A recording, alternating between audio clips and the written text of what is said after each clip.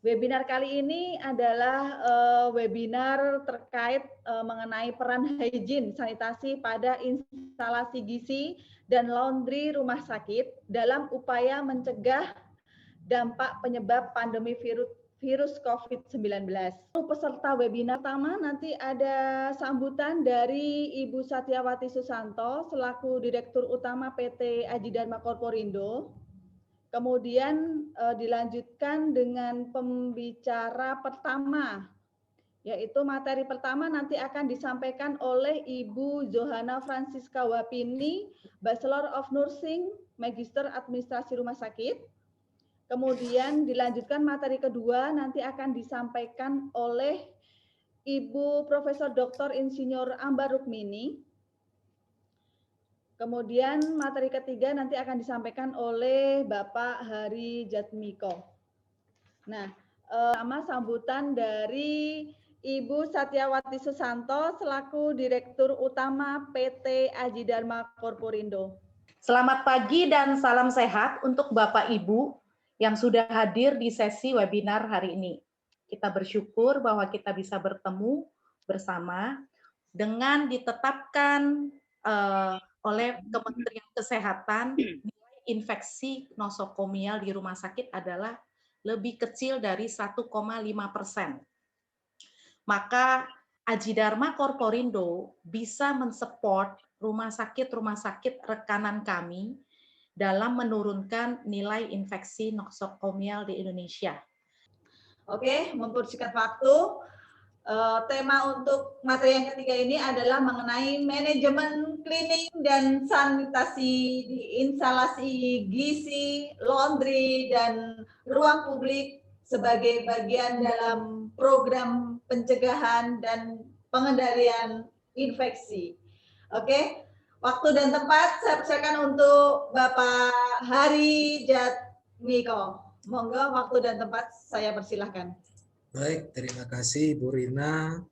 Selamat pagi Bu Yohana, selamat pagi Prof. Ambar, dan rekan-rekan dari berbagai rumah sakit yang tidak dapat saya sebut satu persatu. Ya. Infeksi sehubungan dengan pelayanan kesehatan adalah masalah yang sangat serius bagi semua sarana pelayanan kesehatan, ya, mulai dari ruang publik, kemudian instalasi gizi, kemudian instalasi laundry.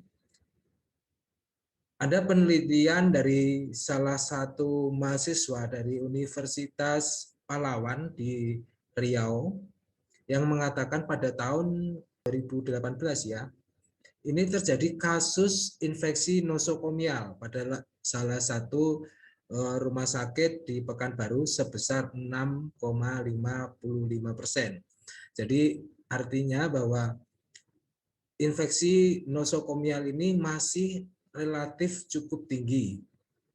Karena kalau kita mengacu pada peraturan Kementerian Kesehatan itu harus di bawah 1,5%.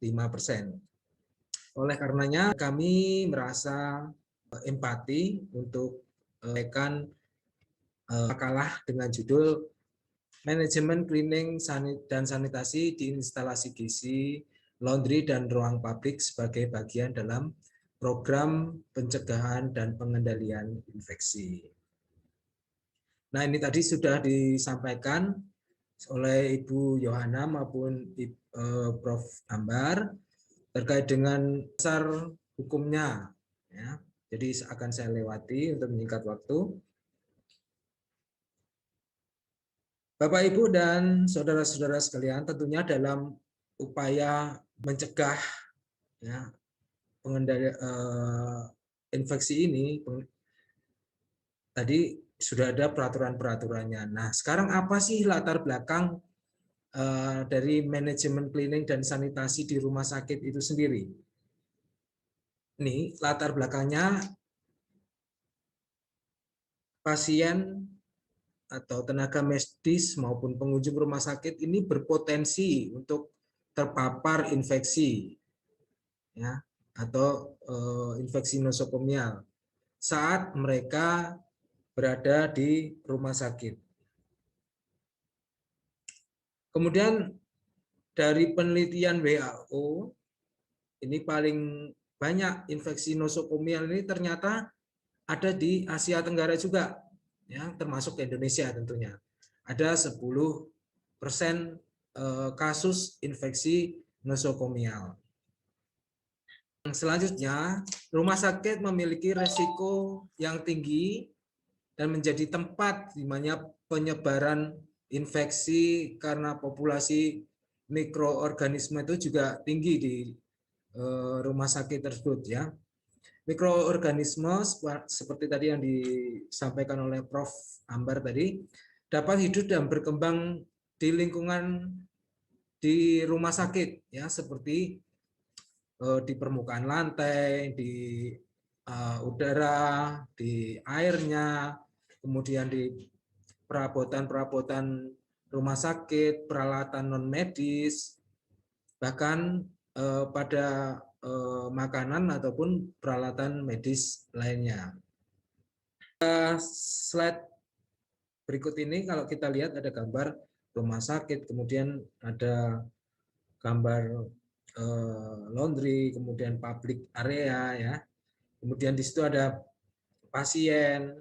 Nah, ini memperlihatkan bahwa rumah sakit sebagai fasilitas pelayanan kesehatan mempunyai peran yang sangat penting dalam meningkatkan derajat kesehatan bagi masyarakat. Oleh karena itu, rumah sakit dituntut memberikan pelayanan yang bermutu, efektif, dan efisien. Jadi tadi kalau ada tadi yang diceritakan Bu Yohana, tadi ada makanan, kemasukan stapler, kemudian ada pecahan kaca. Nah, ini tentunya akan membuat si pasien yang menerima itu kan merasa tidak nyaman, ya, sehingga akan membuat tidak puas seperti itu. Jadi rumah sakit dituntut memberikan pelayanan yang bermutu, efektif, efisien, yang menjamin pasien itu safety, ya. Sekali lagi, pasien itu safety sesuai dengan standar yang ditentukan. Nah, jika pelayanan baik, tentunya pasien tadi akan terasa nyaman, ya, sehingga tidak akan terjadi paparan dan sebagainya, sehingga akan meningkatkan kepuasan pelanggan. Bisa dikatakan bahwa adanya kejadian nosokomial ini merupakan indikator dari mutu sebuah rumah sakit, ya. Jadi kejadian infeksi nosokomial ini menjadi salah satu indikator mutu dari sebuah rumah sakit. Nah, dampak dari infeksi nosokomial ini antara lain misalnya pasien ini bisa jadi lama masa rawatnya, ya, karena harusnya dia sudah sembuh, karena kemudian terinfeksi oleh suatu sebab, jadinya menjadi lama. Bahkan mungkin juga bisa menyebabkan kasus kematian. Kemudian untuk pengunjung, ini dapat menularkan pada orang lain setelah meninggalkan rumah sakit. Kemudian perawat ini dapat menjadi barrier atau perantara yang menularkan dari pasien satu ke pasien yang lainnya. Bahkan dirinya sendiri pun juga bisa tertular seperti itu. Kemudian rumah sakit ini mutunya akan menurun. Dan kalau mutunya menurun dan di situ banyak infeksi nosokomial yang terjadi, maka ujung-ujungnya tentunya dinas terkait, dalam hal ini adalah Dinas kesehatan akan mencabut izin dari rumah sakit tersebut. Nah, kalau sudah begitu kan tentunya karyawan akan kena imbasnya ya, seperti itu ya Bu ya. Lalu bagaimana cara mencegahnya? Kuncinya adalah cleaning dan sanitasi. Ya. Kuncinya adalah cleaning dan sanitasi atau disinfeksi. Cleaning dan sanitasi di sini adalah dua hal yang berbeda. Tetapi kedua ini adalah merupakan satu kesatuan ya. Kalau membersihkan itu artinya menghilangkan kotoran atau partikel yang terlihat oleh mata kita. Sedangkan kalau untuk disinfeksi atau sanitasi adalah menghilangkan atau mencegah pertumbuhan jasad rendik ini yang tidak terlihat oleh mata kita, baik itu dalam makanan, minuman, peralatan, ya, kemudian bangunan dan sebagainya. Ada 3 lokasi yang boleh dikatakan sebagai titik kritisnya kalau di rumah sakit, ya. Yang pertama adalah public area. Di mana itu public area? Public area ini bisa berupa di ruang tunggu, ya, karena di situ tempat lalu lalang banyak orang ya, ruang tunggu, kemudian termasuk juga poliklinik, ruang operasi, ruang OK, ruang VK, ya, UGD, IGD. Nah, itu adalah masuk bagian dari public area, toilet dan sebagainya itu pasti. Ya.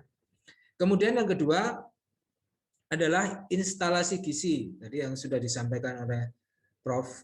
Ambar dan Bu Yohana, ya.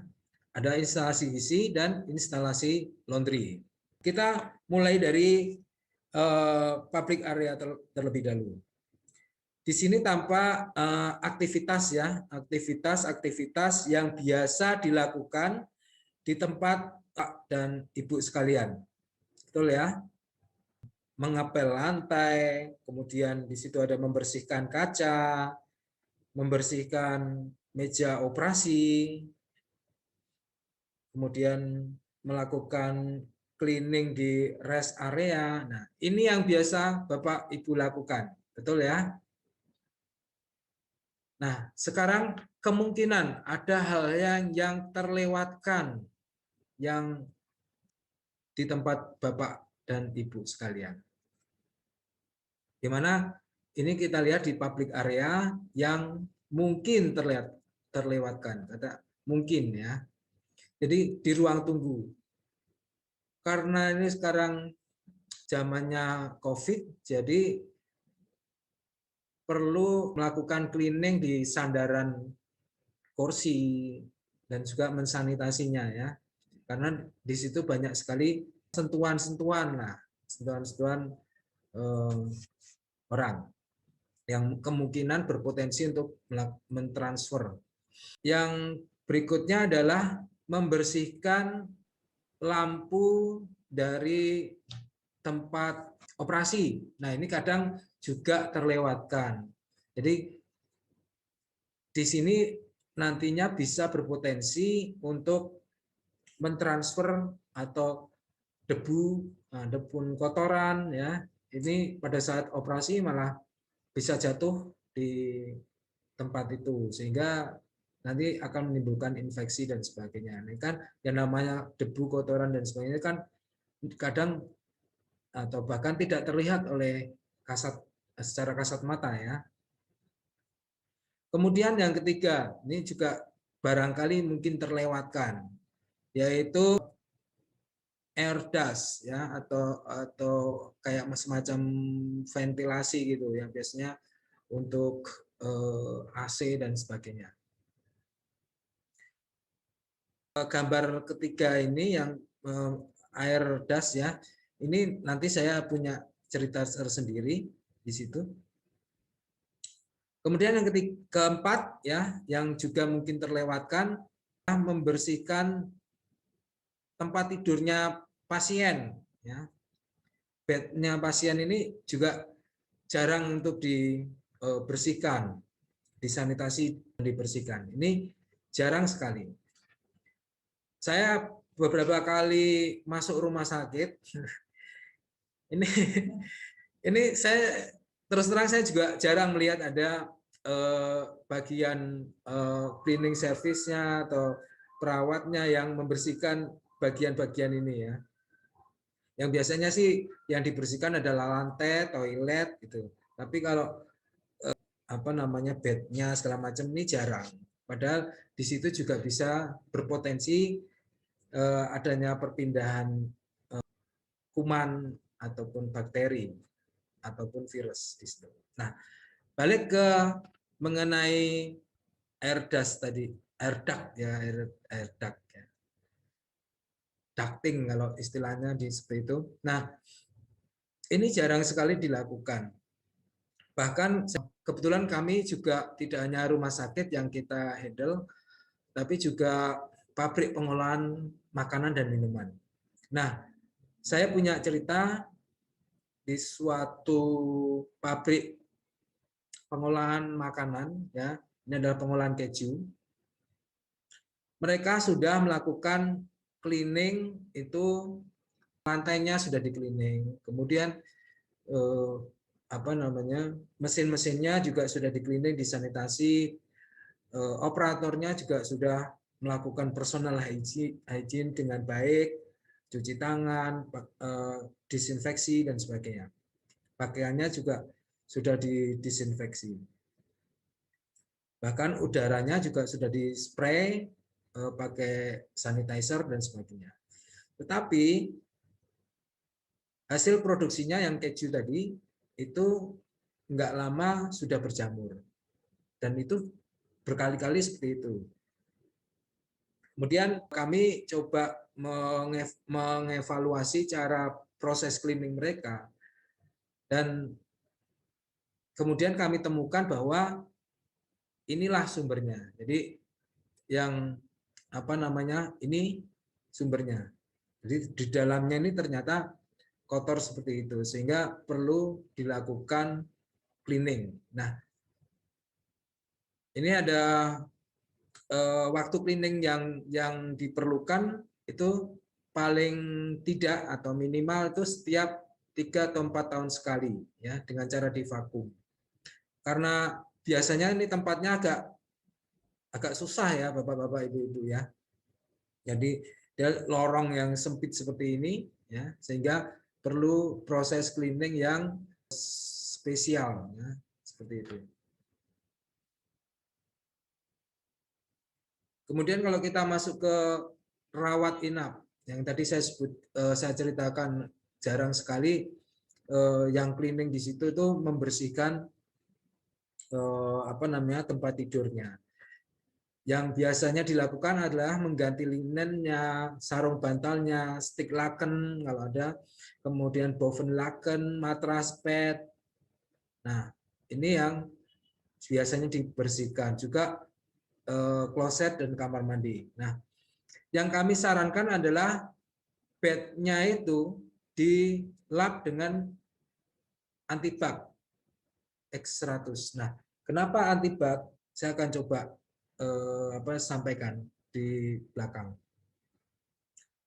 Kemudian lantainya dipel dengan ya sabun untuk ngepel lantai lah, ya, floor cleaner.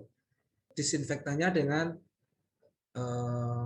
Spartan PC4 untuk disinfektan di kloset atau kamar mandi. Kemudian kalau misalnya di toilet bowl-nya ini ada biasanya kalau ada sisa-sisa air yang membuat menjadi kerak air, ini bisa kita bersihkan dengan Spartan RS. Nah, biasanya produk-produk yang di luar sana kandungannya HCl. Nah, kalau HCl itu biasanya adalah dia merusak lapisan dari keramiknya. Ya. Sedangkan kalau Spartan RS ini bahannya bukan HCl sehingga membuat aman lah untuk permukaan dari toilet tersebut.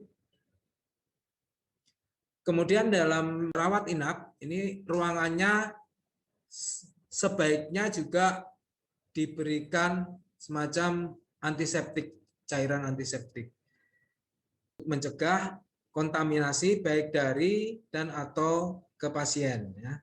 Ini bisa diletakkan di pintu, dekat pintu, jadi di mana orang ini bisa keluar masuk ini lebih mudah untuk menggunakan bahan antiseptik seperti ini. Nah, terkait dengan hand sanitizer, ini ada juga penelitian yang mengatakan bahwa tenaga medis ini yang istilahnya mungkin agak bandel kalau di dalam penelitian itu dikatakan. Jadi hanya 60% ya yang menjalankan hygiene, hand hygiene ini. Jadi Bu Yohana tadi sepertinya juga menyinggung mengenai pemakaian hand hygiene seperti ini. Ya. Kemudian untuk ruang operasi, OK, VK, dan lain-lain, ya, ini sebaiknya dipel menggunakan bahan yang bukan alkohol atau bukan mengandung alkohol. Dari Environment Protection Agency, ya, dari EPA, yang biasanya dirujuk oleh industri pembersih dan sanitasi, ini melarang pemakaian alkohol di ruang operasi untuk bahan pelnya. Kenapa? Karena yang pertama berpotensi untuk menjadikan kebakaran, kemudian juga alkohol itu tidak dapat menghilangkan kotoran ataupun spora atau sporisidal. Jadi dia tidak berfungsi sebagai sporisidal dan juga tidak bisa menghilangkan kotoran. Oleh karenanya yang direkomendasi EPA adalah yang mengandung quaternary ammonium. Jadi EPA merekomendasi penggunaan quaternary ammonium untuk cleaning ataupun sanitasi pada lantai di ruang operasi. Karena spora itu bisa bertahan dan menempel pada permukaan lantai lebih kurang selama 5 bulan. Dia selama 5 bulan itu akan mengkontaminasi semuanya. Produk kami adalah Antibak X100. Kemudian untuk ruang operasi itu mejanya biasanya kita menggunakan Maxiform C101 karena ini juga rekomendasi dari EPA, harus yang mengandung sporisidal. Nah, salah satunya adalah yang mengandung sodium hipochlorite. Nah, produk kami adalah deterjen yang mengandung hipochlorite, sehingga dirujuk sebagai bahan pembersih sekaligus sanitasi sesuai dengan rekomendasi EPA. Terutama juga lebih mudah dalam mengangkat kotoran-kotoran darah, ya, karena darah itu adalah protein. Jadi protein ini akan terurai oleh alkali yang berklorin. Seperti itu. Kemudian di instalasi gizi. Seperti Bapak-bapak dan Ibu-ibu tahu apa yang ada di dalam ruang instalasi gizi, ya. Ini saya lewati.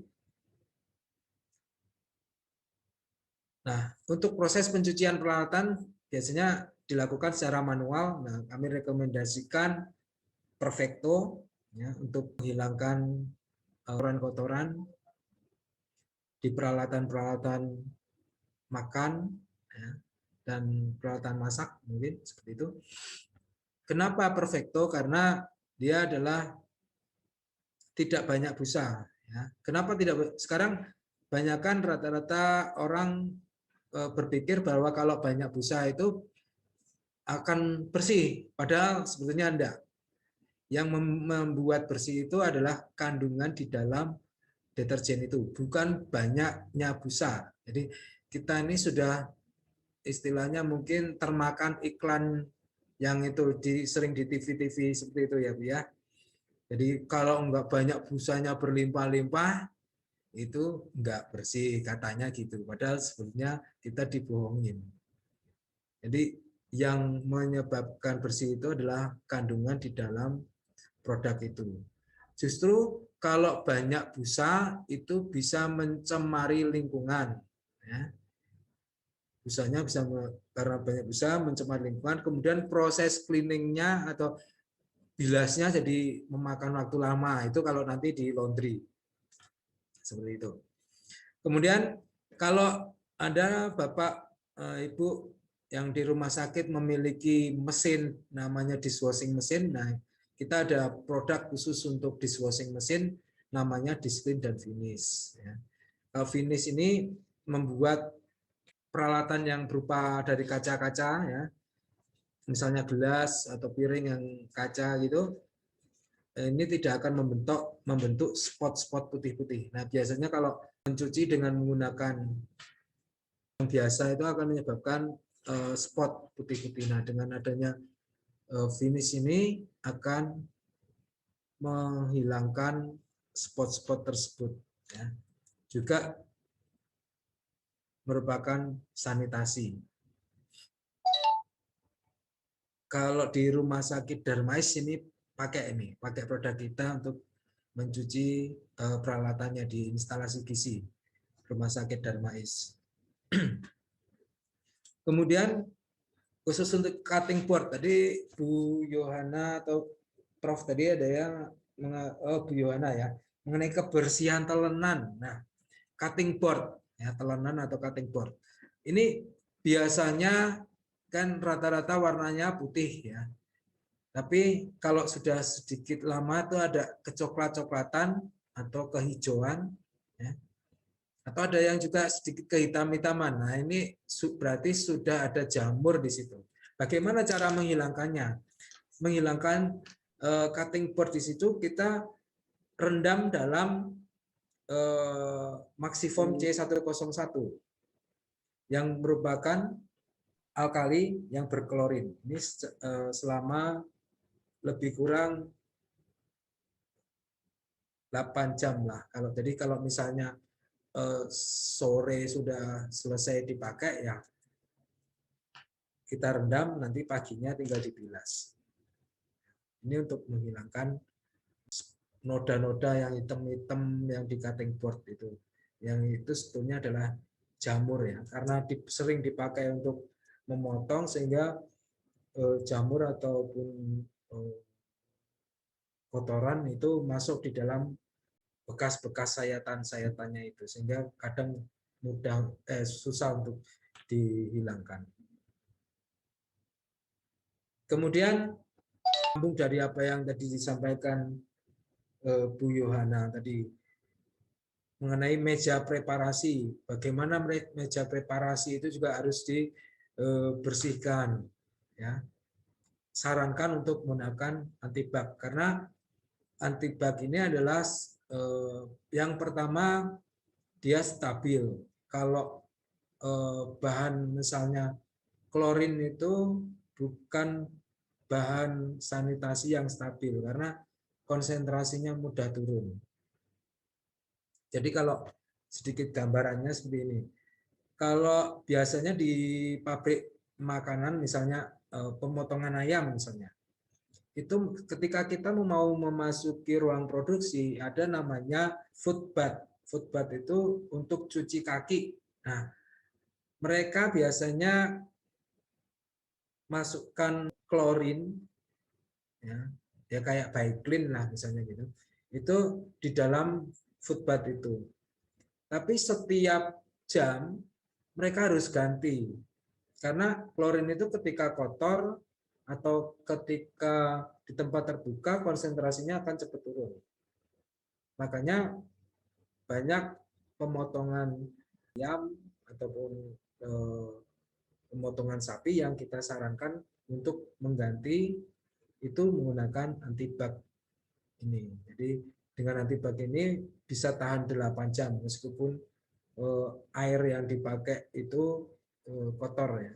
Dan dia punya sifat antimikrobial coating.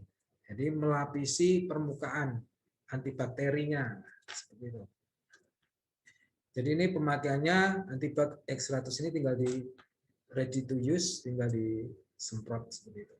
Kemudian di lantainya, nah ini bisa di cleaning dengan floor cleaner, perbandingannya 1:15. Ya. Ini tergantung dari tingkat kekotorannya. Kemudian sanitasinya juga bisa menggunakan antibak X100. Jadi tadi bersifat antimikrobial coating. Kemudian untuk cuci tangan itu kita sarankan pakai Blue Ocean HC8 dan sanitasinya menggunakan Blue Ocean HS10. Kemudian di instalasi laundry, disebutkan dari Prof. Ambar tadi ada non-infeksius sama infeksius. Nah, dalam laundry rumah sakit, linen cuciannya ada 2 jenis itu. Saya kira Bapak Ibu sudah paham semua bahwa kalau linen non-infeksius itu seperti linen-linen dari poli, uniform, non-medik. Ya. Kemudian linen infeksius itu linen kamar operasi, ICU, VK, radiologi, dan lain-lain. Kemudian dalam bahan kimia yang digunakan untuk proses cleaning di laundry ada beberapa macam bahan kimia. Ada alkali, ada deterjen, ada emulsi, ada bleach. Ya, bleach saja ini terbagi menjadi 2. Ada chlorine bleach, ada oxygen bleach, ya. Ada neutralizer, ada disinfektan, ada softener. Alkali fungsinya adalah akan serat sehingga kotoran pada permukaan linen itu mudah terangkat sehingga kotoran mudah hilang. Kemudian deterjen Spartan Det ini mengandung anti redeposisi sehingga kalau sudah dicuci biasanya kotorannya ini nggak mau nempel lagi gitu. Dan dia memiliki kelebihan anti karat, ya, mencegah terbentuknya karat.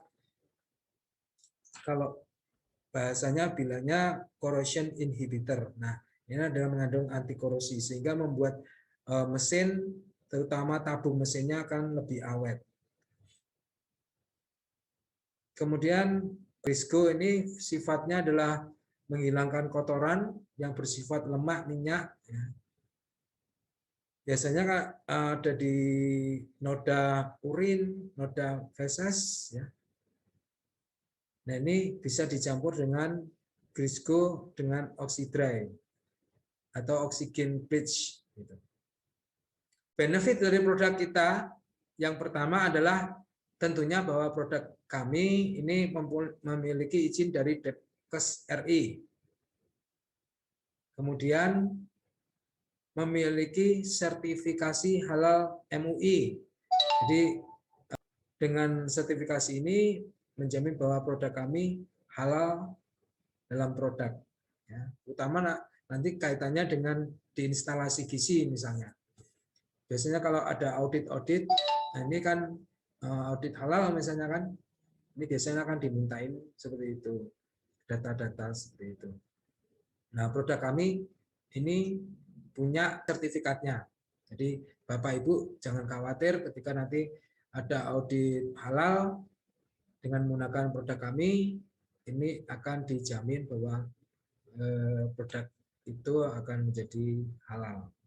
Kemudian ada standar ISO 9001, juga ada uji produk baik itu dari Kementerian Kesehatan maupun dari Bio Farma.